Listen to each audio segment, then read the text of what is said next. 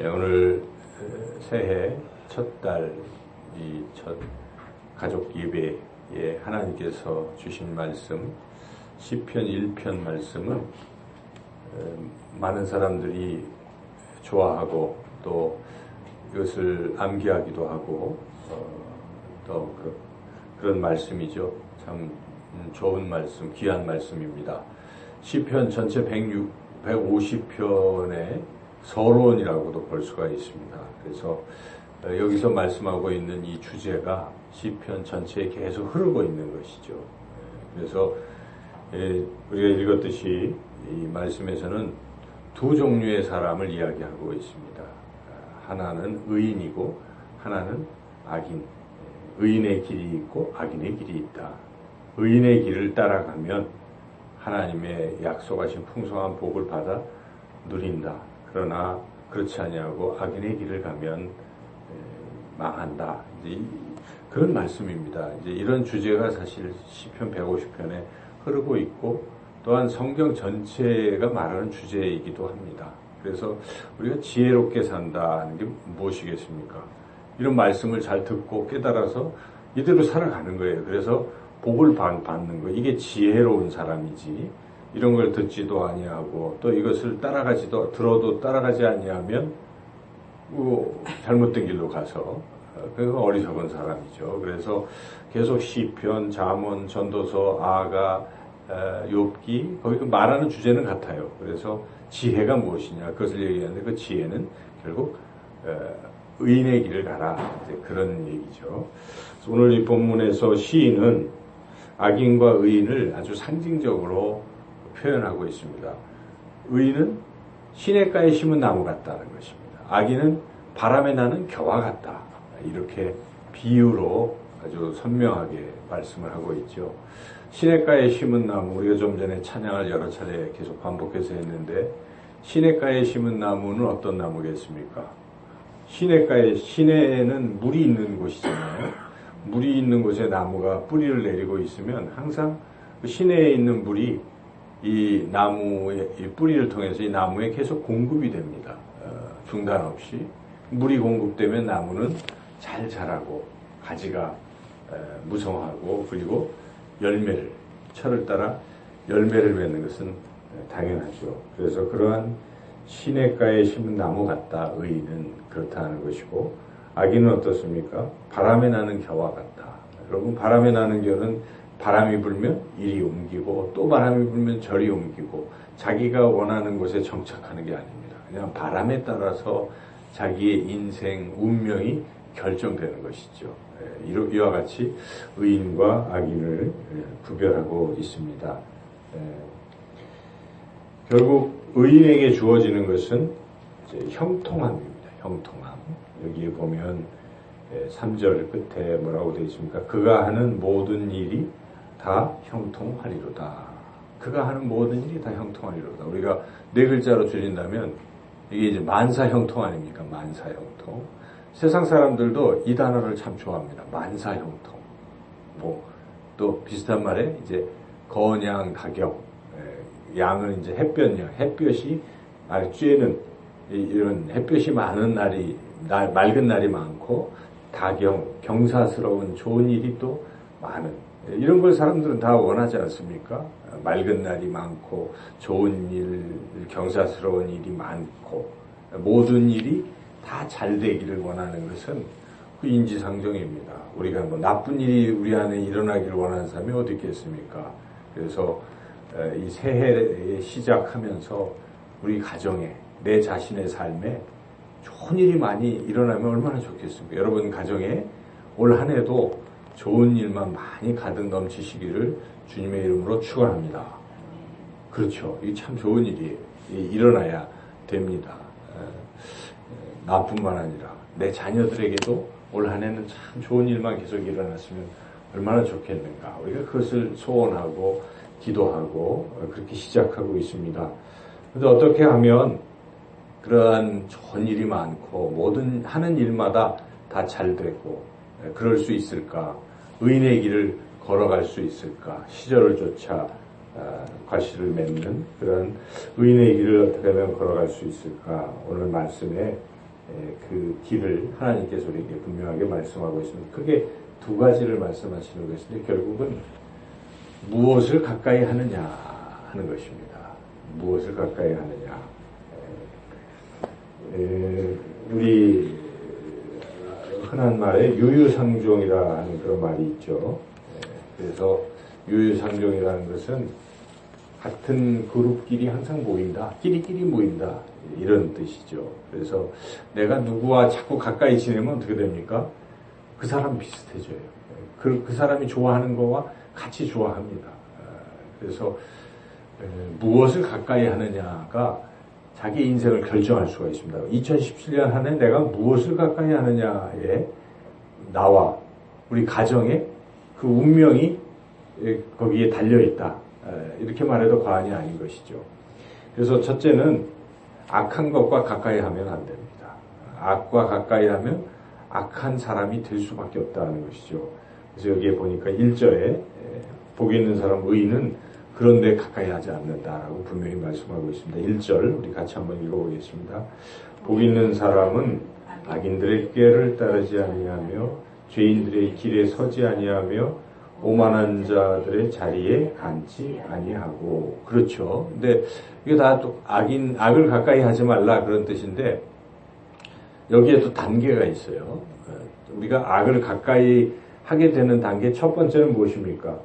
꾀를 따르는다 하는 것입니다. 꾀를 따른다는 것은 자꾸 악인들의 어떤 생각을 듣고 자꾸 듣는 이렇게 되는 거죠. 그리고 그 사람의 뒤를 졸졸졸졸 따라가는 것입니다. 요 단계부터 시작되는 것입니다. 뒤를 따라가면 안 됩니다. 일단 누가 주변에서 자꾸 이렇게 얘기할 때 이게 보니까 악한 길이다라고 판단이 되면 그거부터 멈춰야 되는 것인데 거기에 자꾸 따라가는 거예요. 일단 따라가게 되면 어떻게 됩니까? 두 번째는 그 사람과 이제 함께 행동하게 된다는 것입니다. 그 사람이 이렇게 하면 나도 이렇게 행동을 하게 되는 거예요. 두 번째 여기 단계는 죄인들의 길에 선다 하는 것은 여기 따라가다가 딱 섰다 하는 것은 거기에 그 하는 행동을 또 이렇게 쫓아서 하고 있다 이런 것이죠. 그래서 처음에는 그냥 악한 사람이 손짓할 때 따라가 봤는데 얘기를 들었는데 어느덧 자기 자신도 그 사람처럼 행동을 하고 있다 하는 것이죠. 그리고 마지막 단계는 오만한 자의 자리에 앉는다. 이것은 이제 완전히 눌러 앉는 거예요. 자기가 악인이 되는 거예요. 이제 주인공이 됐습니다. 그래서 자기가 악한 일을 하고 또 다른 사람을 또 악한 일에 끼어들게 하는 이러한 길을 걷는 사람은 바람에 나는 겨처럼 아주 하고 결국 마지막에 어떻게 됩니까? 그 악인들은 심판을 받고 육체로는 망한다 이런 것입니다. 그래서 우리가 악한 것과 가까이 해서는 안 됩니다. 지금 우리가 최근에 일련의 사태를 보잖아요. 한 나라가 지금 휘청거리는데 그 대통령이 누구를 가까이 했다는 것입니까? 그가 그 슬픔, 어려운 일을 당했을 때부터 최태민과 가까이 했잖아요. 그게 지금까지 누적이 돼서 결국 그의 자손들과 또 같이 하게 되고 그게 올무가 돼서 지금 이처럼 비극적인 길로 본인도 그렇게 되고 또 이 나라가 또 그렇게 되어가는 걸 우리는 목도하고 있습니다. 결국 누구를 가까이 하느냐에 따라서 그 운명이 결정된다는 것입니다. 그래서 우리 삶을 점검해 봐야 됩니다. 나는 지금 누구와 함께 하고 있는 거예요? 여러분, 친구가 누구입니까? 여러분이 하루의 삶을 이렇게 보내는데 어떤 사람과 시간을 많이 같이 하고 있느냐? 이거 중요합니다. 자기 일련의 시간 속에서 누구와 같이 함께 하고 있는가? 그게 올 한 해를 결정한다고 볼 수가 있는 것입니다. 그래서 그러한 것들을 자꾸 우리가 끊어내야 됩니다. 악한 그 모임, 또 악한 사람, 악한 일을 자꾸 이야기하는 사람과는 가까이 하지 않도록 멀리 해야 된다는 거. 이게 우리가 복받는 만사 형통할 수 있는 첫 번째 단계라는 것이죠. 두 번째 단계인데 악을 멀리 했다고 가만히 있으면 어떻게 될까요? 시간이 지나면 다시 그 악이 내게 또 들어오게 돼 있어요. 그래서 비어진 상태는 채워야 됩니다. 이걸 채우지 않으니까 다시 돌아가는 것이죠. 무엇으로 채워야 됩니까? 하나님의 말씀으로 채우라는 것입니다. 악을 멀리하고 그 자리에 하나님의 말씀으로 채우면 악이 들어올 여지가 없다는 것이죠. 그래서 여기 시인은 2절 말씀을 하고 있는 것입니다. 2절 같이 한번 읽어보겠습니다. 오직 여호와의 율법을 즐거워하여 그의 율법을 주야로 묵상하는도다. 하나님 말씀을 가까이 하라는 것입니다. 악을 멀리하고 하나님 말씀을 가까이 하기 시작하면 만사형통하는 복받는 그러한 길에 들어서는 것이고 가정도 그렇게 된다는 것입니다. 우리 가정이 왜 하는 일마다 안 될까? 가만히 생각해 보십시오. 이것은 가정의 말씀이 사라졌기 때문에 그렇다는 것입니다. 올 한 해는 정말 온 가족이 하나님의 말씀을 중심으로 살아간다면 이 시인이 노래하는 것처럼 하나님 말씀하시는 것처럼 의인의 길에 들어서게 돼서 모든 일이 다 형통하고 여기에 있는 대로 하나님께서 또 인정하신다. 우리가 두 가지를 생각해야 되는데 후자가 더 좋은 거예요. 이 세상 살면서 하는 일마다 잘 되는 것도 좋죠. 그런데 그거가 궁극적인 행복은 아닙니다. 원하는 게 다 된다는 게 궁극적인 행복이 아니고 우리가 세상을 떠나잖아요. 그러면 떠날 때 하나님의 심판대 앞에 섭니다. 하나님이 근데 너 잘했다. 착하고 충성맹정하 인정하시면 영원히 우리는 하나님과 함께 사는 것인데 하나님 인정 안 하시면 어떻게 되겠습니까? 지금도 그동안 세상에서 산 삶은 그냥 아무 의미가 없는 것이죠. 그러므로 우리는 어찌 보면 더 힘써야 할 일은 하나님의 인정을 받는 것인데 이렇게 말씀을 늘 가까이 하는 사람 그 가정은 하나님이 인정하신다는 것입니다. 이 얼마나 귀한 복입니까? 하나님 말씀을 우리가 어떻게 또 가까이 하는가? 여기도 두 단계로 나눠 있잖아요. 우선 즐거워해야 한다는 것입니다. 말씀을 즐거워하기가 좀 어려울 수도 있어요. 딱딱하기도 하는데 일단 맛을 보면 그 다음부터 즐겁습니다. 그래서 하나님 말씀을 읽었더니 오늘 하루에 살아가는 지혜를 주시더라.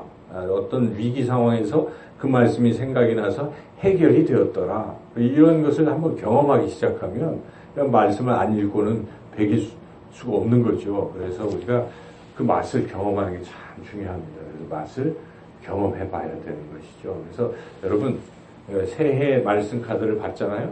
이걸 그냥 하고 끝내지 마시고 저는 새해 제가 받은 말씀은 빌립보서 4장 6절 7절 아무것도 염려하지 말고 오직 감사함으로 모든 일에 기도와 간구로 너희 구할 것을 아뢰라 하는 말씀에 제가 어떤 어려운 일이 있을 때 또 이 기도하는 거예요. 하나님 며칠 전에 여기 건물주가 또 나타나가지고 인상하겠다고 통보를 하고 만약 그 인상분을 못 내면 나가셔야 된다 이런 얘기까지 들으면서 덜컥 걱정이 됐는데 제가 이 말씀을 생각했어요. 그렇지. 걱정하지 말자. 하나님 하신다. 또 그 뒤에 우리가 이 말씀에 느부갓네살 왕 다니엘서 보면서 이 온 우주를 다스리는 분은 하나님이시구나. 왕도 다스리 그렇지. 하나님이 하시니까 걱정하지 말자. 이런 생각이 들어서 기도하는 거예요. 그래서 기도하니까 마음이 평안해졌어요. 하나님 하실 것이다. 그렇잖아요. 그러니까 하나님께서 여러분 새해 주신 말씀을 붙드십시오. 이 말씀을 가지고 늘 살면 그렇게 되는 것입니다. 말씀을 믿으시고. 그래서 이 말씀을 우선은 삶에서 경험하는 게 중요하고 그 다음 단계는 무엇입니까? 여기 주야로 묵상하라 하는 것은 자꾸 그 말씀을 마음속에 품고 생각하고 그 말씀으로 기도하고 맨날 이렇게 매일매일 하나님을 이렇게 말씀 주시잖아요. 그럼 그날에 또 굉장히 중요한 말씀입니다. 그렇게 말씀과 내가 더불어 살아가고 우리 가정이 하나님 말씀으로 늘 이렇게 산다면 오늘 이 본문에 말씀하는 대로 의인의 길 시냇가에 심은 나무 같은 그런 내 자신과 우리 가정이 될 줄로 믿습니다. 올 한 해 하나님 말씀으로 승리하시는 여러분과 여러분 가정이 되시기를 주님의 이름으로 축원합니다.